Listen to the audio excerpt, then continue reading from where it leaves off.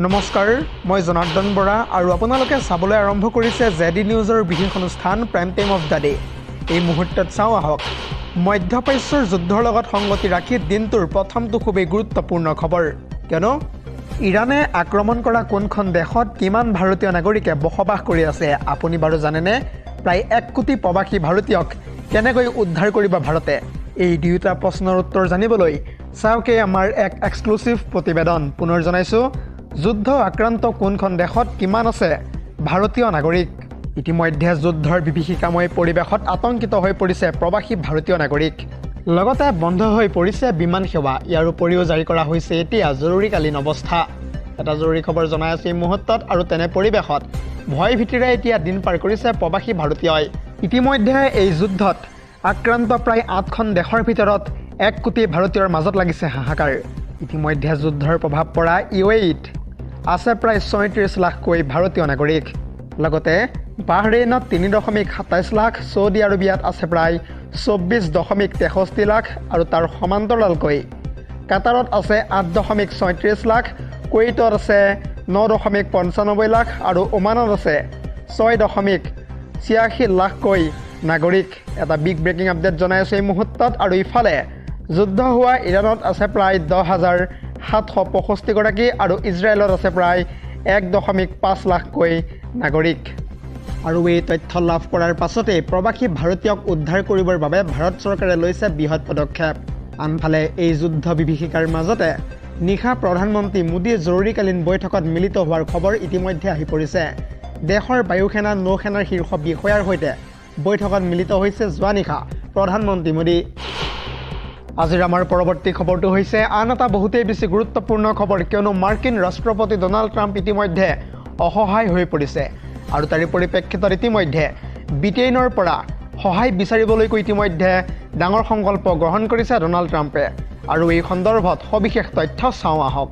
পুনৰ জনাইছোঁ, ইৰাণৰ শক্তি দেখি স্তম্ভিত হৈ পৰিছে এতিয়া আমেৰিকা আৰু ইজৰাইল। ইছলামিক শক্তিৰ একতাত চিন্তিত হৈ পৰিছে এতিয়া ডনাল্ড ট্ৰাম্প।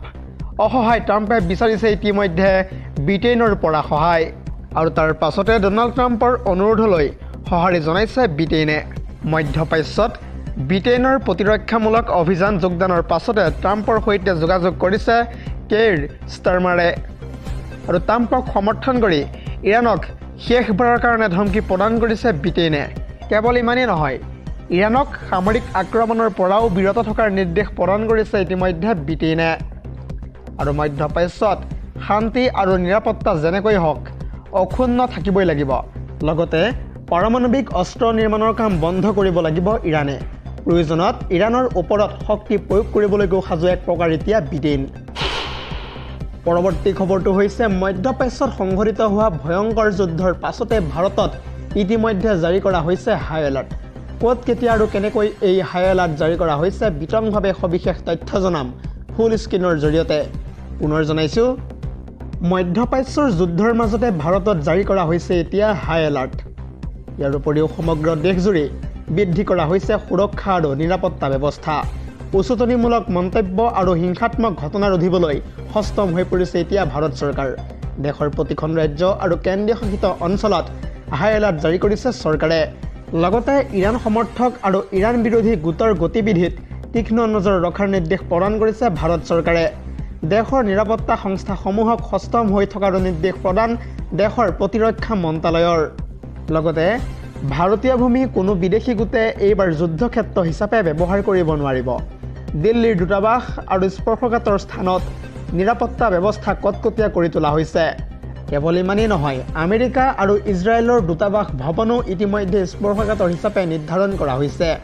কনচুলেট, ইহুদী প্ৰতিষ্ঠান আৰু বিদেশী পৰ্যটকৰ সমাগম হোৱা ঠাইত বিশেষ নিৰাপত্তা নিয়োগৰো সিদ্ধান্ত গ্ৰহণ কৰিছে ভাৰত চৰকাৰে।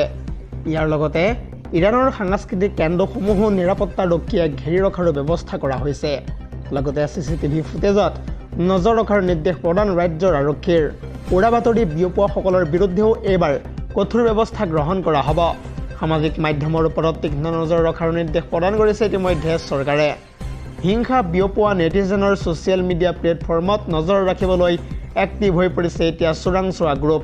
মধ্যপ্ৰাচ্যৰ যুদ্ধৰ মাজতে ভাৰতত এনেদৰে এতিয়া হাই এলাৰ্ট জাৰি কৰা দেখিবলৈ পোৱা গৈছে।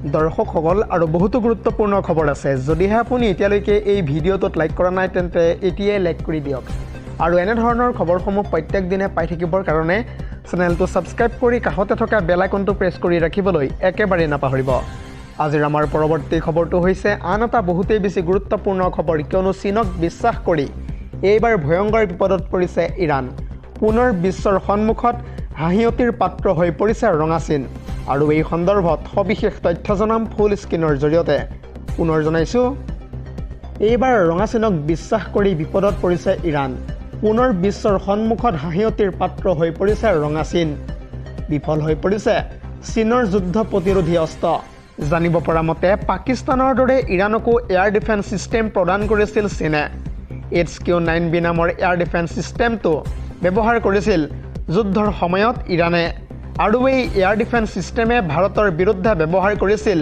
পাকিস্তানে আৰু অপাৰেশ্যন সিন্দুৰৰ সময়ত ভাৰতে তছনছ কৰি ধ্বংস কৰি পেলাইছিল চীনৰ এই এয়াৰ ডিফেন্স সিস্টেম কেৱল ইমানেই নহয় চীনে এয়াৰ ডিফেন্স সিস্টেম প্ৰদান কৰিছিল ভেনিজুৱেলাকো ধাৰাবাহিক আক্ৰমণেৰে আমেৰিকাই ধ্বংস কৰি পেলাইছিল চীনৰ সেই এয়াৰ ডিফেন্স সিস্টেম আৰু বিশ্বৰ তৃতীয় বৃহত্তম অস্ত্ৰ ৰপ্তানিৰ ক্ষেত্ৰত দেশখনেই হৈ পৰিছে এতিয়া ৰঙা চীন চীনৰ অস্ত্ৰ বিফল হোৱাক লৈ বিশ্বজুৰি সৃষ্টি হৈছে এতিয়া তীব্ৰ প্ৰতিক্ৰিয়াৰ চীনে কেৱল অস্ত্ৰ ৰপ্তানিৰ ক্ষেত্ৰতহে অগ্ৰাধিকাৰ দিয়াৰো এতিয়া অভিযোগ উত্থাপিত হৈছে চীনৰ বিৰুদ্ধে লগতে উপযুক্ত পৰীক্ষণৰ অভাৱত যুদ্ধক্ষেত্ৰত বিফল হৈ পৰিছে চীনৰ সেই এয়াৰ ডিফেন্স সিস্টেম চীনা সামগ্ৰী ভৰসা নাই বুলিও ইতিমধ্যে বিভিন্নজনে প্ৰকাশ কৰিছে প্ৰতিক্ৰিয়া আজিৰ আমাৰ পৰৱৰ্তী খবৰটো হৈছে আন এটা বহুতেই বেছি গুৰুত্বপূৰ্ণ খবৰ কিয়নো এইবাৰ ইৰাণৰ টাৰ্গেট হৈ পৰিছে বেঞ্জামিন নেতানিয়াহু কিদৰে বেঞ্জামিন নেতানিয়াহুক টাৰ্গেট কৰিছে ইৰাণে এই সন্দৰ্ভত সবিশেষ তথ্য চাওঁ আহক পুনৰ জনাইছোঁ ইৰাণৰ মিছাইল ফাইটাৰ জেটৰ আক্ৰমণত কঁপি উঠিছে এতিয়া ইজৰাইল আৰু আমেৰিকা আৰু যিকোনো মুহূৰ্তত নেতানিয়াহুৰ কাৰ্যালয় ধ্বংস কৰিব ইৰাণে নেতানিয়াহুৰ কাৰ্যালয়ত ইৰাণে ভয়ংকৰ আক্ৰমণ কৰাৰ ইতিমধ্যে আশংকা প্ৰকাশ কৰা দেখিবলৈ পোৱা গৈছে নেতানিয়াহুৰ কাৰ্যালয়ত আক্ৰমণৰ খবৰ প্ৰকাশ কৰিছে ইতিমধ্যে ৰাষ্ট্ৰীয় সংবাদ মাধ্যমে ইয়াৰ লগতে ইজৰাইলৰ প্ৰতিটো আক্ৰমণৰ ভয়ংকৰ প্ৰত্যুত্তৰ দিব এইবাৰ ইৰাণে ইৰাণৰ আক্ৰমণত এতিয়া জ্বলাগলা খাই পৰিছে ডোনাল্ড ট্ৰাম্প ইৰাণে ডোনাল্ড ট্ৰাম্পৰ আলোচনা আৰু যুদ্ধবিৰতি কোনোপধ্যে স্বীকাৰ নকৰে ট্ৰাম্পৰ সৈতে এতিয়া কোনো ধৰণৰ আলোচনাত নবহো বুলি এতিয়া এক প্ৰকাৰ মন্তব্য কৰিছে ইৰাণে এটা জৰুৰী খবৰ জনাই আছে এই মুহূৰ্তত আৰু যুদ্ধবিৰতিৰ প্ৰস্তাৱ কোনো কাৰণতে মানি নলয় ইৰাণে আৰু খেমেনিৰ প্ৰাণ লোৱা ভয়ংকৰ পৰিণাম যেনেকৈ হওক সহিব লাগিব এইবাৰ ইজৰাইল আৰু আমেৰিকাই আজিৰ আমাৰ পৰৱৰ্তী খবৰটো হৈছে মধ্যপ্ৰাচ্যৰ যুদ্ধক লৈ আহি পৰিছে এটা ব্ৰেকিং নিউজ কাৰণ মহাবিপদত পৰিছে এইবাৰ আমেৰিকা জানিব পৰা মতে মিছাইলৰ ক্ষেত্ৰত নাটনিয়া দেখা দিছে এতিয়া আমেৰিকাত আৰু এই সন্দৰ্ভত সবিশেষ তথ্য জনাম ফুল স্ক্ৰীনৰ জৰিয়তে পুনৰ জনাইছোঁ এইবাৰ মহাবিপদত পৰিছে মাৰ্কিন ৰাষ্ট্ৰপতি ডোনাল্ড ট্ৰাম্প মধ্যপ্ৰাচ্যক ৰক্ষাৰ বাবে এয়াৰ ডিফেন্স মিছাইল ইতিমধ্যে নাটনি হৈ পৰিছে আমেৰিকাত ইৰাণৰ মিছাইল আক্ৰমণত ধৰাশায়ী হৈ পৰিছে ইছলামিক ৰাষ্ট্ৰ আৰু মধ্যপ্ৰাচ্যৰ প্ৰতিখন সুন্নী ৰাষ্ট্ৰই এতিয়া উভতি ধৰিছে মাৰ্কিন ৰাষ্ট্ৰপতি ডোনাল্ড ট্ৰাম্পক মাৰ্কিন যুক্তৰাষ্ট্ৰক ইতিমধ্যে প্ৰশ্ন উত্থাপিত কৰি তেওঁলোকে কয় যে আমাৰ নামত থকা এয়াৰ ডিফেন্স সিস্টেম ক'ত একেলগে যিহেতু 11খনকৈ ৰাষ্ট্ৰক অস্ত্ৰ যোগান ধৰি সংকটত পৰিছে এতিয়া আমেৰিকা কিয়নো এই যুদ্ধত চামিল হৈছে প্ৰায় USA যোগান ধৰা বহুতো দেশ লগতে ইৰাণে প্ৰায় একেলগে আক্ৰমণ কৰিছে 11খনকৈ ৰাষ্ট্ৰক ইৰাণৰ মিছাইল প্ৰতিহত কৰিবলৈ প্ৰয়োজন হৈছে এতিয়া এয়াৰ ডিফেন্স সিস্টেম আৰু আমেৰিকাই কল্পনা কৰা নাছিল ইৰাণে যে একেলগে 11খনকৈ ৰাষ্ট্ৰক আক্ৰমণ কৰিব আৰু এনেদৰে এতিয়া আমেৰিকাক সকলো ফালৰ পৰাই বিপদত পেলাইছে ইৰাণে news desk report ZD news